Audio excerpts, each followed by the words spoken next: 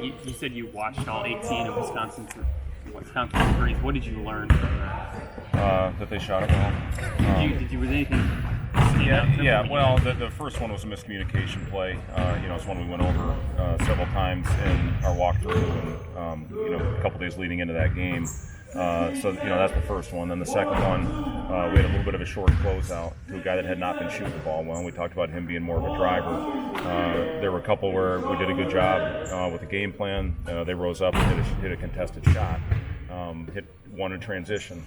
I thought one we got flipped off on a pin down type play. But we had multiple ones that we could have done a better job of, especially when they got it going with our coverages. And it's something where, especially when they get it going, and they had not shot the ball great leading into that game. But once they got it going, you have to have more urgency on the closeouts. Their bigs, who we talked about being the best, most confident shooters on the team, hit 3 of them. It was just, we were a hair late, but that's the difference if they go in or they don't. There's several that were correctable. There were some I thought we played good defense on where they hit a contested shot. But, just the overall urgency, especially once they get it going, had to improve. With the way teams have shot the 3 the last month and they hit a few against you guys, do you feel a little snake bit at all, or is there anything like that? Yeah, it's just guys have hit shots that hadn't hit shots all year. If you look at the start of the second half against Indiana, for example, our game plan was to play off of Brunk, and he unfortunately hit a runner from the free throw line and hit a shot free throw line just past the jumper. Those are shots that he hadn't hit the entire year. Justin Smith, who'd made 6 threes the entire year, comes out and hits one in transition on us. So that was 8 straight points in that game.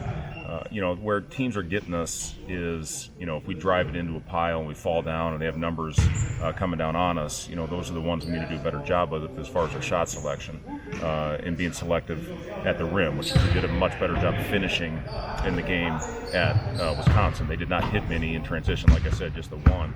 The teams are shooting the ball well against us right now, and again, we have to do a better job with urgency. But at the same time, the way we're built right now, we're last in the conference in block shots. We don't have that guy that can stand back there where you stay home with the shooters. One positive against Wisconsin is we outscored them by 20 in the paint. That hadn't happened in a long time for us. So our attack was good. Our finishing was good, but obviously they hit too many threes to have a chance to win that game. What can Deshawn take away from that film that carried that success forward? Yeah, just, the biggest thing I thought is he was under control on his attacks to the basket. He only took one where I thought he was off balance, play where he was going to his left that he missed, but 10 for 14, all of his finishes were in the paint. And, that's something that he can build on. He'd been struggling in there a little bit, especially since the conference season had started. But he was terrific. He got to the rim, and like I said, he was under control. He had a couple nice kickouts on drives where he made simple plays. And that's what our offense is. If we make simple plays, we're pretty darn effective. When we go in there and try to do too much and make the home run type play, that's where we're getting ourselves in trouble. Sort of along those lines, Fred, is what particular areas have you seen improvement on offense? Well, I think we're taking great care of the basketball. That's where it starts. Especially for a team that plays fast. We're 13th in the country in pace right now. I saw this stat yesterday. The top 25 teams in pace were number 1 at taking care of the ball. Number 2 is Gonzaga. So that's a really good stat. If you're going to play fast, you have to take care of the basketball. And we've done a really good job in that area, and that's kept us around. Even in games.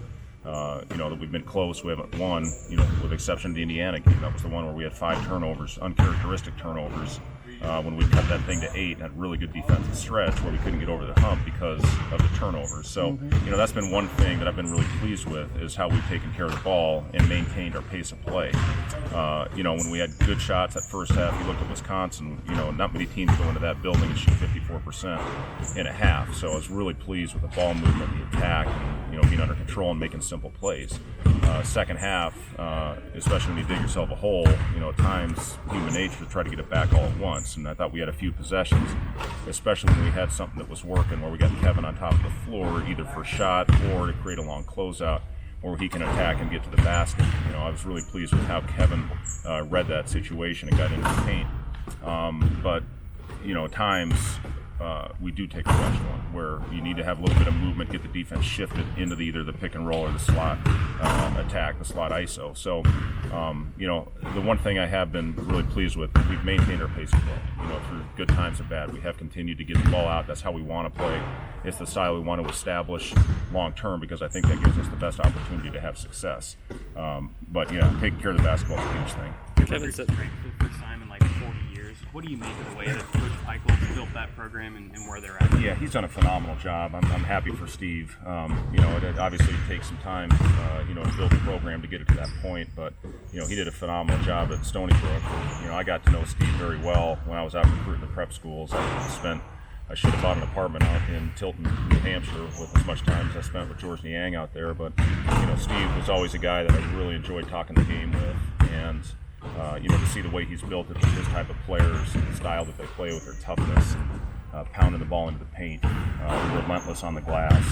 He's done a terrific job, and it sounds like they're going to be sold out for the first time in a long time, and that building's loud when it's half full. So we're going to be in for a really tough game. We have to withstand runs. We know there's going to be a lot of energy, a lot of excitement in that building. But as far as the way Steve's done it, I'm really happy with him. Kevin said he felt like the team was slacking, maybe physically, against kind of what Rutgers brought to the table in that first meeting. How can you guys match the physicality of a team like that?